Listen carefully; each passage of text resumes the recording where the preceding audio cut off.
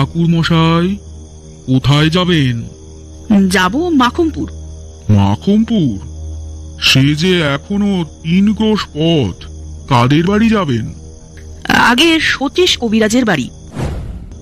ঠাকুর মশাই, ঠাকুর মশাই, আপনি আপনি এখনই এখান থেকে পালান, না হলে আপনি ভয়ানক বিপদে পড়বেন।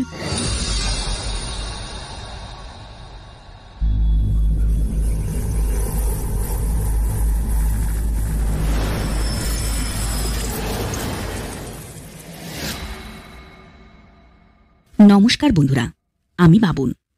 আজ আপনি শুনবেন বিভূতিভূষণ বন্দ্যোপাধ্যায় রচিত একটি রোমাঞ্চকর গল্প, বামা।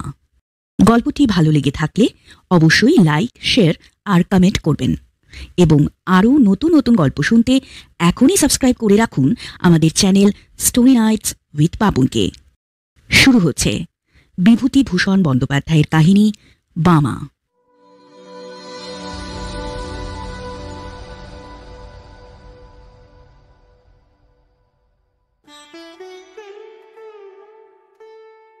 আমার যখন 22-24 বছর বয়স, তখন নানা দেশ বেড়ানোর একটা কাজ জুটে গেল আমার কপালে। তখন আমি দৈব ওষুধের মাদুলি বিক্রি করে বেড়াতুম। চুচুড়োর সতীশ কবিরাজের তরফ থেকে মাইনে ও রাহা খরচ পেতুম। অল্প বয়সের প্রথম চাকরি, খুব উৎসাহের সঙ্গে করতুম। আমাকে কাপড় চোপড় পরতে হতো সাধু ও সাত্ত্বিক বামুনের মতো। ওটা ছিল ব্যবসার অঙ্গ। গায়ে গিরিমাটি রঙের ছাপা কাপড়, পায়ে ক্যাম্বিসের জুতো, গলায় মালা, হাতে থাকত একটা ক্যাম্বিসের ব্যাগ। তারই মধ্যে মাদুলি ও অন্যান্য ওষুধ থাকত। বছর 3 সেই চাকরি করি। তারপর শরীরে সইল না বলে ছেড়ে দিলুম। একবার যাচ্ছি বর্ধমান জেলার মেমারি স্টেশন থেকে মাখনপুর বলে একটা গ্রামে। এটা মাদুলি বিক্রির জন্য নয়। মাখনপুরে সতীশ কবিরাজের শ্বশুরের বাড়ি। শ্বশুরের ছেলেপুলে না থাকায় সেখানকার জমি জমার ওয়ারিশন দাঁড়িয়েছিলেন সতীশবাবু। আমাকে পাঠিয়েছিলেন পৌষ কিস্তির সময় জমি জমার খাজনা যতটা পারি আদায় করে আনতে। কখনো ও অঞ্চলে যাইনি।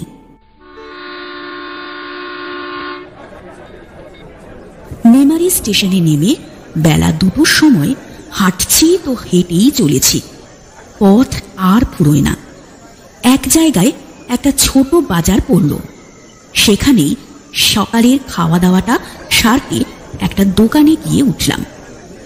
বলছি ভাই, আমাকে 2টো গরম কচুরি আর 50 গ্রাম মাখা সন্দেশ দিও। খাজনা আদায়ের কাজে এলেও আমার গায়ে গেরুয়া কাপড়, হাতে মাদুলি আর ওষুধ ভরা ক্যাম্বিসের ব্যাগ ইত্যাদি সবই ছিল। যদি পথে ঘাটে কিছু বিক্রি হয়ে যায়, কমিশনটা তো আমিই পাবো। দোকানদার এই বেশে আমাকে দেখে বলল, ঠাকুর মশাই, আপনি মাদুলি করে দেন? হ্যাঁ, তা দিই। কেন, তোমার কিছু লাগবে? হ্যাঁ ঠাকুর মশাই, ছেলেটার কদিন হলো খুব জ্বর। গায়ের বদ্যি মশাই দেখছেন, কিন্তু ছেলের হাব ভাবে কোনো বদল দেখছি নে। যদি আপনি কিছু... বেশ, আমি ওষুধ আর মাদুলি করে দিচ্ছি। খাওয়া শেষ করে আবার পথাটি। দোকানের দেখা দেখি গ্রামের আরো লোকজন এসে ভিড় করল। গ্রামে গ্রামে ওষুধ বিক্রি করে বেশ কিছু রোজগারও করা গেল। এর জন্য দেরিও হলো বিশেষ করে। পথে আর একটা বাজার পড়ল। সেখানে দোকানদারদের কাছে গিয়ে জিজ্ঞেস করলুম, আচ্ছা আচ্ছা, মাখনপুর গ্রাম এখান থেকে আর কতটা পথ? হ্যাঁ, ওটা মাখনপুর? সে তো অনেক পথ ঠাকুর মশাই। সেখানে পৌঁছতে রাত 9টা তো বাজবে। হ্যাঁ ঠাকুর মশাই, সন্ধ্যের পর আগে গিয়ে আর পথ হাঁটবেন না। এইসব দেশে ফাঁসুরে ডাকাতদের বড় ভয়। বিদেশি দেখলে মেরে ধরে যথা সর্বস্ব কেড়ে নেয়। প্রায়ই বনের ধারে বড় বড় মাঠের মধ্যে সব ঘাপটি মেরে বসে থাকে। আর শুনুন, সাবধানে থাকবেন। পথে একটা দিঘি পড়বে মাঠের মধ্যে, রোজ 3 দূরে। জায়গাটা কিন্তু ভালো নয়। আপনি এক কাজ করবেন ঠাকুর মশাই, ওই দিঘির পাশেই একটা গ্রাম রয়েছে, নাম সঞ্জয়পুর। সেখানে কারোর বাড়িতে রাতটুকুর জন্য আশ্রয় নেবেন। আপনি ব্রাহ্মণ, সেখানে গেলে আপনার থাকবার জায়গা একটা হয়েই যাবে। আচ্ছা আচ্ছা ভাইরা, আমি আমি এখন আসি। হ্যাঁ। বড় বড় মাঠের ওপর দিয়ে রাস্তা। সন্ধে প্রায় হয়। এমন সময় দূরে একটা তাল গাছ ঘেরা দিঘি দেখা গেল বটে। আমার বুক ঢিপ ঢিপ করে উঠল। দিঘির ওপাশে সঞ্জয়পুর গ্রাম। সেখানেই রাতের জন্য আশ্রয় নেওয়ার কথা বাজারের লোকেরা বলে দিয়েছিল। কিন্তু সন্ধে তো হয়ে গেল তালদিঘির এদিকেই। অন্ধকার হওয়ারও আর বেশি দেরি নেই। কোথায় বা সঞ্জয়পুর, কোথায় বা কি? অন্ধকারে কিছুই যে দেখা যাচ্ছে না। মনে ভারী ভয় হলো। কি করি এখন? সঙ্গে মাদুলি আর ওষুধ বিক্রির তরুণ অনেক টাকা। তারপরেই ভাবলুম, কিছু না পারি দৌড়াতে তো পারবো, না হয় ব্যাগটাই যাবে, প্রাণটা তো বাঁচবে। ভয়ে ভয়ে দিঘির কাছাকাছি তৈরুম। বড় সেকেলে দেখি, খুব উঁচু পাড়। পাড়ের দুধারে বড় বড় তালগাছের সারি, তার ধার দিয়েই রাস্তা। দিঘির পাড়ে কিন্তু লোকজনের চিহ্ন নেই। যে ভয় করেছিলুম, দেখলুম সবই ভুয়ো। মানুষ মিথ্যে যে কেন এরকম ভয় দেখায়। প্রকাণ্ড দিঘিটার পার ঘুরে যেই তালবনের সারি ও দিঘির উঁচু পাড়কে পিছনে ফেলেছি, অমনি সামনেই দেখি ফাঁকা মাঠের মধ্যে দূরে একটা গ্রাম আবছা দেখা যাচ্ছে। নিশ্চয়ই ওটা সেই সঞ্জয়পুর। যাক, বাঁচা গেল বাবা। কি ভয়টাই দেখিয়েছিল লোকে। দিব্যি ফাঁকা মাঠ, কাছেই লোকের বসতি, গায়ের গরু বাছুর চড়ছে মাঠে। কেন এসব জায়গায় বিপদ থাকবে? আমি এরকম ভাবছি, এমন সময় তালপুকুরের ওদিকের পাড়ের আড়ালে যে পথটা, সেই পথ বেয়ে একজন বৃদ্ধকে আমার দিকে এগিয়ে আসতে দেখলুম। বৃদ্ধ বেশ বলিষ্ঠ গড়নের। এই বয়সেও মাংসপেশি বেশ সবল। গলায় রুদ্রাক্ষের মালা, হাতে ছোট একটা লাঠি। বৃদ্ধ আমায় দেখে বললে, ঠাকুর মশাই, কোথায় যাবেন? যাব মাখুমপুর। মাখুমপুর? সে যে এখনো 3 ক্রোশ পথ। কাদের বাড়ি যাবেন? আগে সতীশ কবিরাজের বাড়ি। ঠাকুর মশাই কি কবিরাজ মশাইয়ের গোমস্তা? না না, গোমস্তা নই, তবে যাচ্ছি জমি জমার কাজেই বটে। এই অঞ্চলে আর কাউকে চেনেন? মশাইয়ের নিজের বাড়ি কোথায়? না, আমি এদিকে কখনো আসিনি, কাউকে চিনিও না। মাখুমপুরেও নতুন যাচ্ছি। সেখানেও কেউ তাহলে আপনাকে চেনে না, তাই তো? না, কে চিনবে? আমার এই কথায় আমার যেন মনে হলো বুড়ো একটু কি ভাবলো। তারপর আমায় বলল, যদি কিছু মনে না করেন, একটা কথা বলি। রাতে আজ দয়া করে আমার বাড়িতে পায়ের ধুলো দিন। আমার নাম নপচন্দ্র দাস। আমরা যাত্রী বাড়ুই, জল আচরণীয়। আপনার অসুবিধে হবে না। চণ্ডী মণ্ডপের পাশে বাইরের ঘর আছে, সেখানেই থাকবেন। রান্না বান্না করে খাবেন। আসুন আসুন আসুন, দয়া করে। আমি বৃদ্ধের কথায় ভারী সন্তুষ্ট হলুম। সত্যি তো, সেকালে লোকেরা অন্য ধরনের শিক্ষায় মানুষ। অতিথি অভ্যাগতদের সেবা করেই এদের তৃপ্তি। বৃদ্ধ এই প্রস্তাব না করলে রাঢ় অঞ্চলের অজানা মেঠো পথ বেয়ে এই সমুখ আধার রাতে আমায় যেতেই তো হতো মাখুমপুরে 3 ক্রোশ হেঁটে। গ্রামের পূর্ব প্রান্তে বড় মাঠের ধারে বৃদ্ধের বাড়ি। বাড়িতে ঢুকতেই বৃদ্ধ আমাকে সাদরে আপ্যায়ন করলেন। আসুন আসুন আসুন ঠাকুর মশাই, আসুন। আপনি পায়ের ধুলো দিলেন, এ আমার বিশেষ সৌভাগ্য। না না, আপনি বরং আমার উপকার করলেন।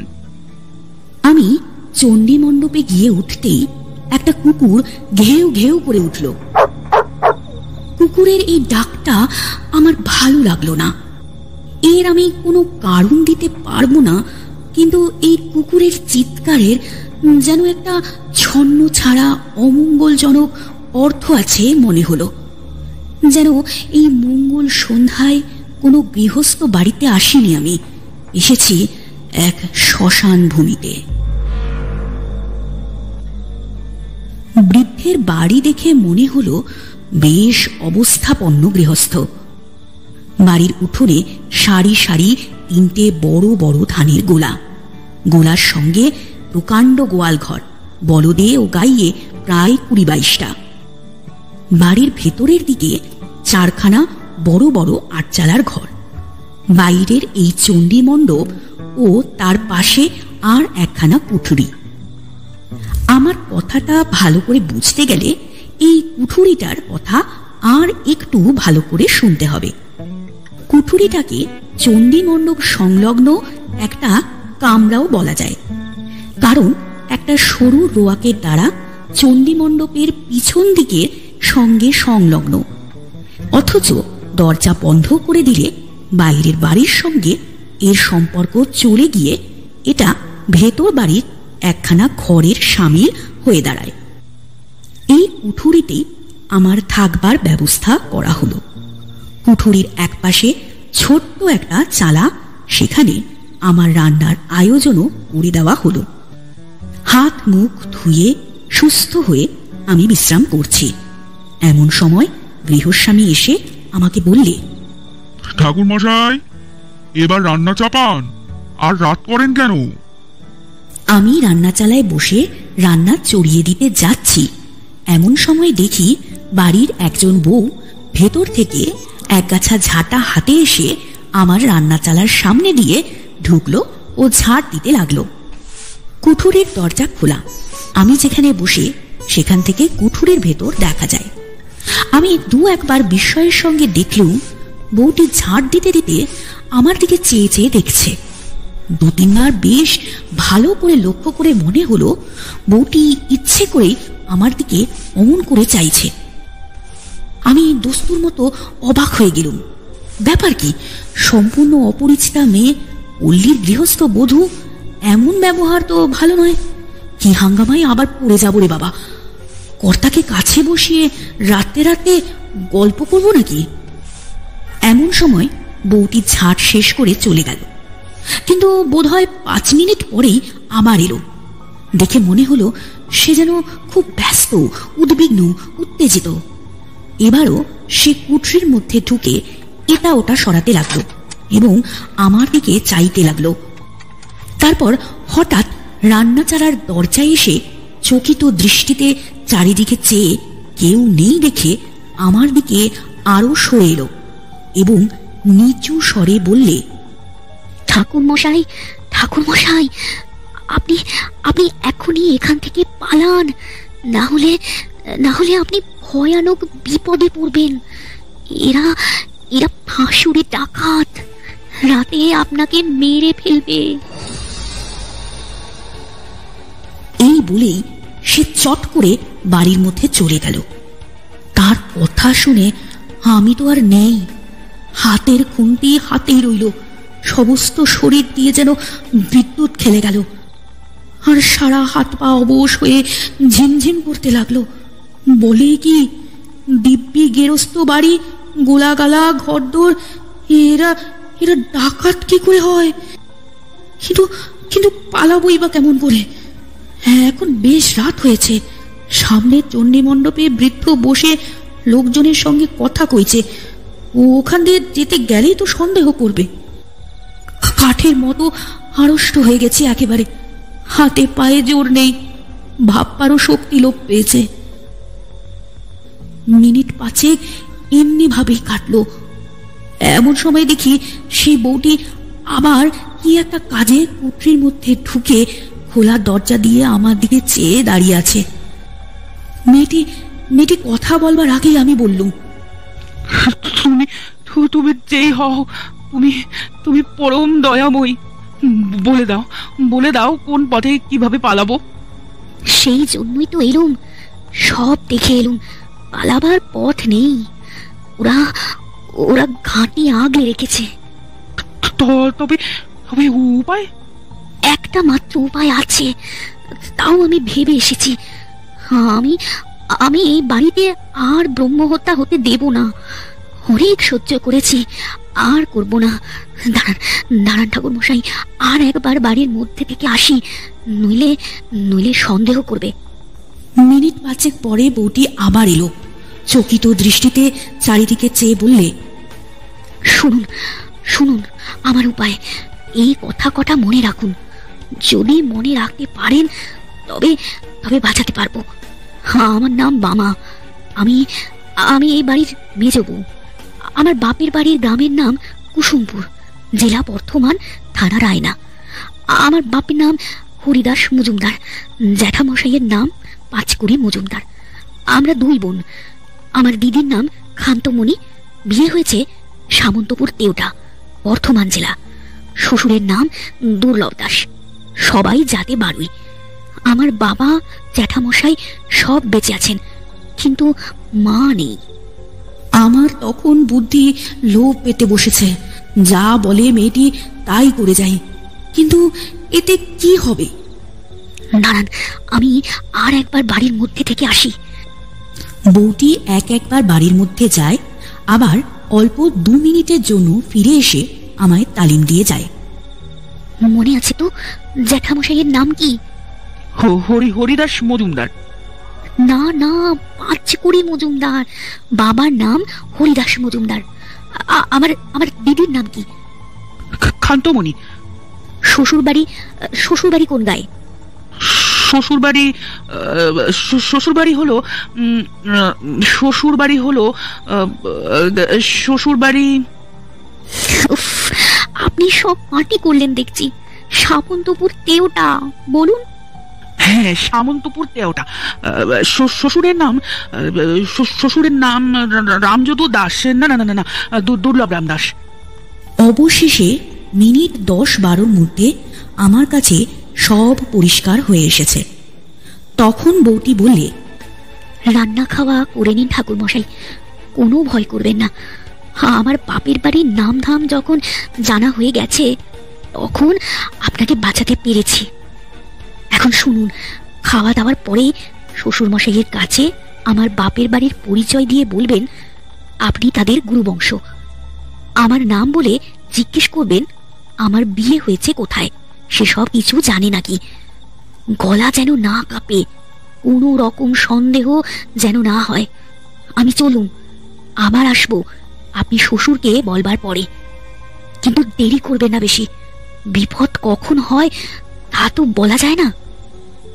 রান্না খাওয়া শেষ না করলেও তো সন্দেহ করতে পারে, তাই রান্না খাওয়া করতেই হলো। রাতের অন্ধকার তখন বেশ ঘন হয়ে এসেছে। রাত আন্দাজ 10টার কম নয়। আহারাদির পর নিজের কুঠুরিতে বসেছি, আর আমার মনে হচ্ছে এ বাড়ির সবাই যেন খাড়ায় রামদাতে শান দিচ্ছে আমার গলাটি কাটবার জন্যে। এই সময় গৃহস্বামী স্বয়ং আমার জন্যে পান নিয়ে এলো। তিনি বললেন, কি ঠাকুর মশাই, খাওয়া দাওয়া হলো? এখন দিব্যি করে শুয়ে পড়ুন দেখি। মশারিটা টাঙিয়ে দিয়ে যাচ্ছি, রাত হয়েছে তো, আর দেরি করবেন না। হ্যাঁ হ্যাঁ, আচ্ছা আপনাকে একটা কথা বলি।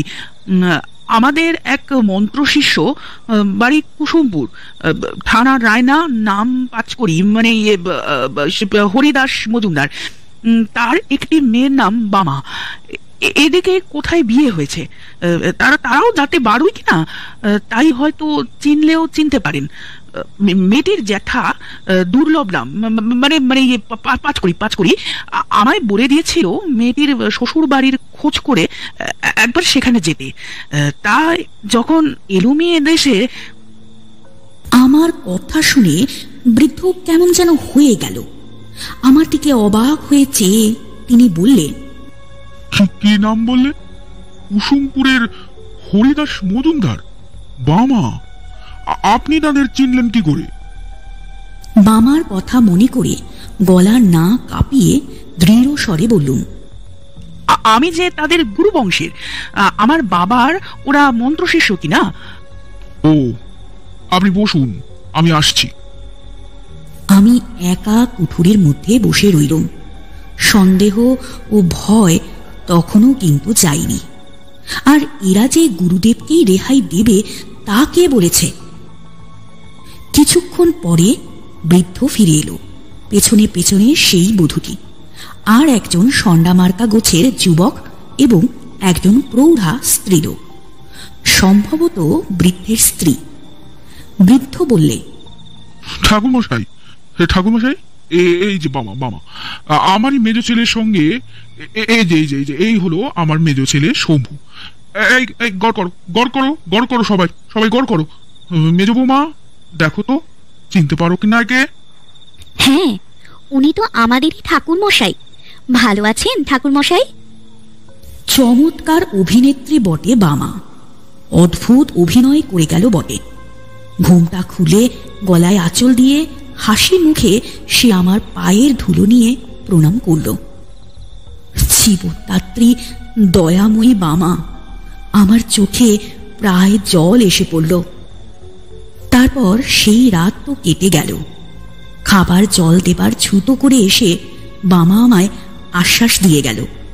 সে বললে, বিপদ কেটে গেছে ঠাকুর মশাই। আমার চোখে না পড়লে সর্বনাশ হতো, ভিটেতে ব্রহ্ম হত্যা হতো। অনেক হয়েছে, এই কুঠুরিতে, এই বিছানায়, এই মেঝেতে অনেক অনেক লাশ পোতা। আমার মনের অবস্থা বলবার নয়। বলুম, পুলিশ কি গায়ের লোক কিছু টের পায় না? কিছু বলে না? কে কি বলবে? এই ফাঁসুরি ডাকাতদের গা, সবাই এরকম। আগে জানলে কি বাবা এখানে বিয়ে দিতেন? বিয়ের পর সব ধরা পড়ে গেল আমার কাছে।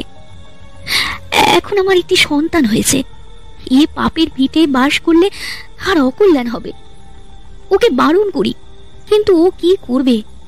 মাথার উপর শ্বশুর মশাই রয়েছেন, পুরনো ডাকাত দাদারা রয়েছে।